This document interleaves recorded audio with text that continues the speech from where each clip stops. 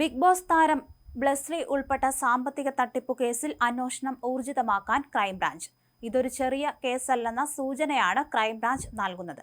വൻതോതിലുള്ള ഓൺലൈൻ സാമ്പത്തിക തട്ടിപ്പാണ് നടന്നത് എന്നതിന്റെ അടിസ്ഥാനത്തിൽ മുഹമ്മദ് ബ്ലെസ്ലി എന്ന ബ്ലെസ്ലിയെ വിശദമായി ചോദ്യം ചെയ്യാൻ ക്രൈംബ്രാഞ്ച് ഒരുങ്ങുകയാണ്.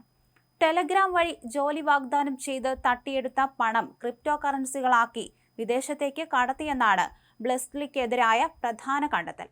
പ്രതിയെ കൂടുതൽ ചോദ്യം ചെയ്യുന്നതിനായി 2 ദിവസത്തിനകം പ്രത്യേക അന്വേഷണ സംഘം വീണ്ടും കസ്റ്റഡിയിൽ വാങ്ങും. ടെലഗ്രാം വഴി പാർട്ട് ടൈം ജോലി വാഗ്ദാനം ചെയ്ത് ആളുകളെ വിശ്വസിപ്പിക്കുകയും അവരിൽ നിന്ന് പണം തട്ടിയെടുക്കുകയും ചെയ്യുകയായിരുന്നു സംഘത്തിന്റെ രീതി. ഇങ്ങനെ ലഭിക്കുന്ന പണം ബ്ലെസ്ലി ക്രിപ്റ്റോ കറൻസിയാക്കി വിദേശത്തേക്ക് എത്തിച്ചെന്നാണ് ക്രൈംബ്രാഞ്ച് വ്യക്തമാക്കുന്നത്. ചൈനയിൽ നിന്ന് മടങ്ങിയെത്തിയ ബ്ലെസ്ലിയെ കഴിഞ്ഞ 10-ാം തീയതി തിരുവനന്തപുരം വിമാനത്താവളത്തിൽ വെച്ചാണ് ക്രൈംബ്രാഞ്ച് അറസ്റ്റ് ചെയ്തത്. അറസ്റ്റിന് പിന്നാലെ ലഭിച്ച 3 ദിവസത്തെ കസ്റ്റഡിയിൽ നടത്തിയ ചോദ്യം ചെയ്യലിൽ നിർണായക വിവരങ്ങൾ ലഭിച്ചതായി സൂചനയുണ്ട്. നിലവിൽ കസ്റ്റഡി കാലാവധി പൂർത്തിയായതിനെ തുടർന്ന് കോടതിയിൽ ഹാജരാക്കിയ പ്രതിയെ റിമാൻഡ് ചെയ്തിരിക്കുകയാണ്.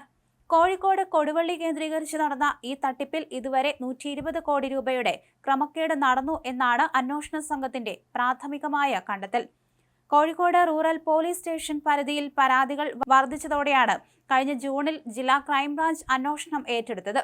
ഡിവൈഎസ്പി വി ബെന്നിയുടെ നേതൃത്വത്തിലുള്ള അന്വേഷണ സംഘം ഈ കേസിൽ ബ്ലെസ്ലിയെ കൂടാതെ മറ്റു 6 പേരെ കൂടി അറസ്റ്റ് ചെയ്തിട്ടുണ്ട്. അതിനിടെ താരത്തിന്റെ പേരിലുള്ളത് ചെറിയൊരു കേസല്ലെന്നും ബ്ലെസ്ലിയെ പോലെ നിരവധി പേർ ഇത്തരം ഓൺലൈൻ തട്ടിപ്പിന്റെ ഭാഗമാണെന്നും അവരിൽ കൗമാരക്കാരായ കുട്ടികൾ വരെയുണ്ടെന്നും മുൻ ബിഗ് ബോസ് താരം സായ് കൃഷ്ണ പറഞ്ഞു. ബ്ലെസ്ലി പോലീസ് കസ്റ്റഡിയിലാണെന്ന് താൻ നേരത്തെ അറിഞ്ഞിരുന്നുവെന്നും മാധ്യമങ്ങൾ വാർത്ത പുറത്തുവിടുന്നതായി കാത്തിരിക്കുകയായിരുന്നുവെന്നും സായ് പറയുന്നു. ഒരു ബിഗ് ബോസ് താരത്തെ പൊക്കി ബ്ലെസ്ലിയെ പൊക്കി എന്ന രീതിയിൽ ഒതുങ്ങേണ്ട കേസല്ല ഇത്.